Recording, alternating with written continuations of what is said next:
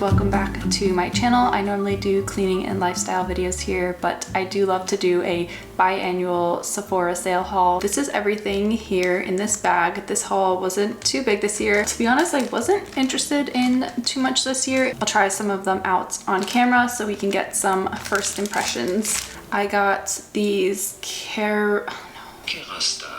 3 items from Kérastase, which I feel like has really been trending in the more expensive, higher end. As of recently, I actually hadn't heard of this brand until this year after I saw some people recommending it as their daily kind of hair care routine. So I picked up the Kérastase, it's all in French, Genesis Fondant. I can't say this word, I'll put it on the screen. But this is the conditioner in 6.8 fluid ounces, and then also to accompany that is the shampoo from the same line, I guess the Genesis line. This is 8.5 ounces. This line I picked up specifically because it targets oily hair. So I wash my hair about twice a week and it does get quite oily, as you can kind of see already. I'm due. I wanted to target oily hair so that when it comes time to wash it, I'm kind of working on that. Honestly, the smell is really nice. It smells like definitely like a florally salon type scent, so I feel like it'll bring that kind of sense of luxury to your showering experience. I'm actually working through another shampoo right now, so it may be a couple of weeks before I get to actually test this out, but I wanted to pick it up because it is on the pricier side. They are around the $50 range and then 20% off, so it makes it a little bit more affordable, but I've been really wanting to try these ever since seeing them kind of promoted online. And then the other Kérastase product here is the hair oil. I think this was actually the first product that I had seen about them, somebody saying like the hair oil is the best thing ever for the hair. And I actually have the Olaplex bonding oil here that I normally use, and this stuff has lasted so long. I've had this for well over a year and I have like more than half of it left, so I know this will probably last very long as well. And because of that, I got the smaller version. They sell a bigger version as well, but I picked up the 1.7 fluid ounces compared to the Olaplex one. This is 1 fluid ounce, so this is probably gonna last like over a year. I wonder how similar these are because already just looking at them, they look super similar.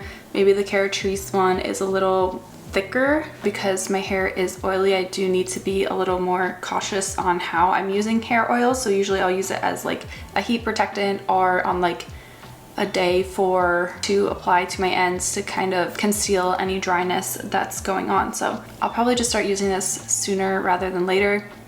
It does not smell like the shampoo, and the Olaplex one has like a sweeter scent. I'd say this is more of like a musky, like muted hair oil scent going on here, and this is like very sweet, like almost like candy like, but not exactly because it definitely fades out. But yeah, that's the Kérastase collection of things that we have going on here. Continuing to move through the bag, that was a majority of the bag.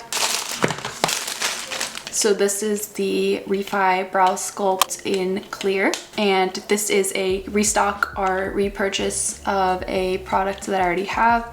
Here is the original one that I have. I've had this for well over a year at this point. This is just basically a clear brow gel. Here I got this probably well over a year ago, and I use it almost every day in the winter. It's a really solid laminating gel for your brows. It dries super quickly, so you have to apply it and then work with it very quickly. I know that's one of the main criticisms of this product, is that it can be hard to work with. And another one of the criticisms is that it will leave kind of like a white cast, leave like kind of like glue spots that are visible. But if you work quickly and you know how to work with this product, if you just practice a couple times, it's definitely a really great, strong, holding, laminating brow gel to have in your collection.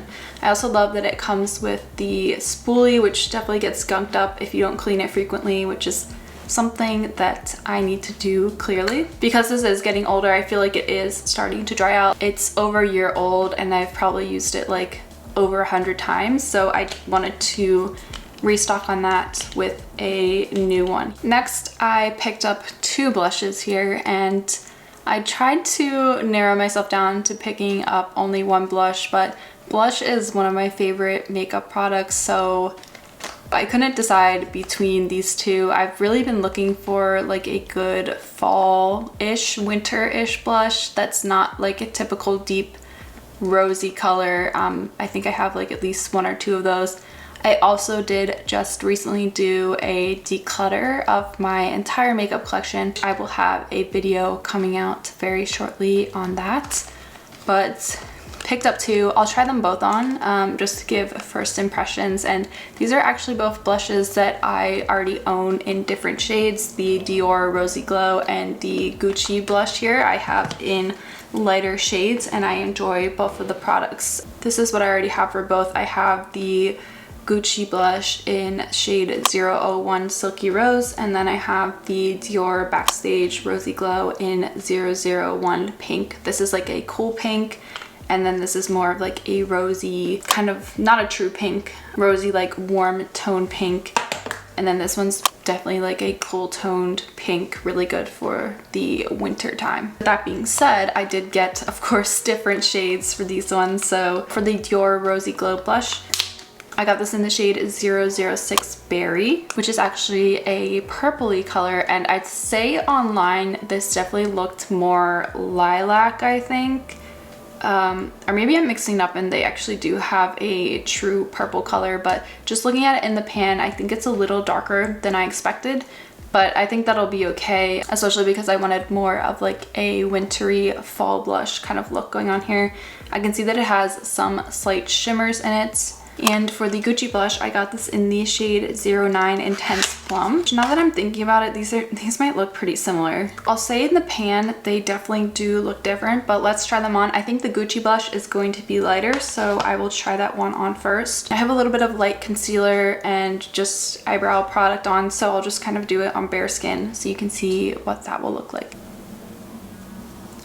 So already seems pretty pigmented with Miss Gucci. Oh yeah, that's super pigmented. I think I'll do one on one cheek and the other one on the other. I'm going to blend that out.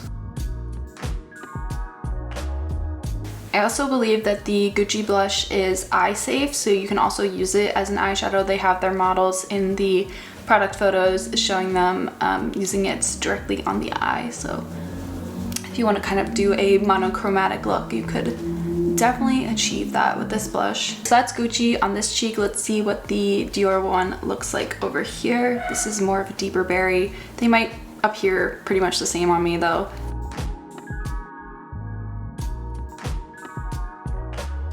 Okay, maybe not so much. The Dior one definitely has pigment, but maybe not as much as the Gucci, or it's more of like a buildable color, it seems like. I must mix those. But this is definitely more of a true purple, and I don't really have anything like this in my collection.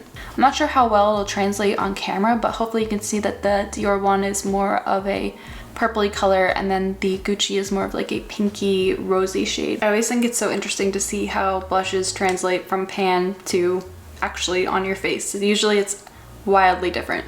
I think these will both be good shades for the fall and winter, so actually pretty happy that I picked both of these up. I'm glad that they're different. Gucci blush has a scent.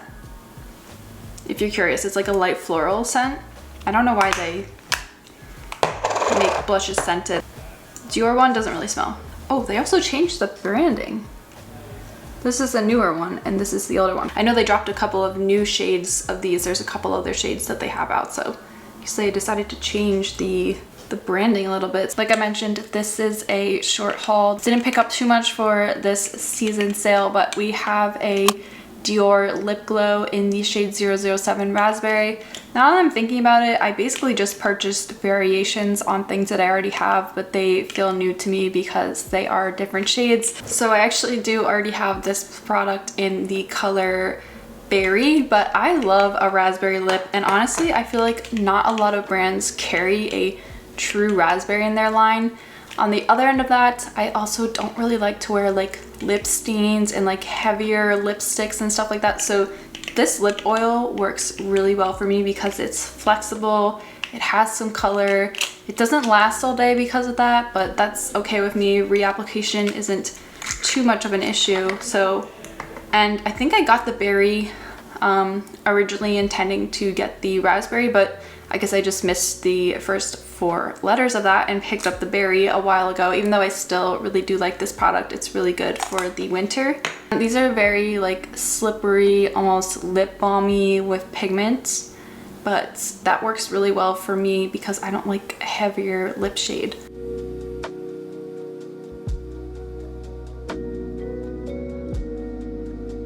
I feel like this is a really nice like universal year-round color. More fun in the spring and summer. It definitely does still work for the winter and fall kind of everyday time period. So that is actually it for my fall 2023 Sephora sale haul. Subscribe if you're interested in seeing weekly cleaning and lifestyle videos from me, but otherwise subscribe and wait until the spring 2024 Sephora sale haul, where you can probably expect me to be back here picking up a couple of new items and maybe restock. So thank you so much for watching this video, and I will see you in the next one.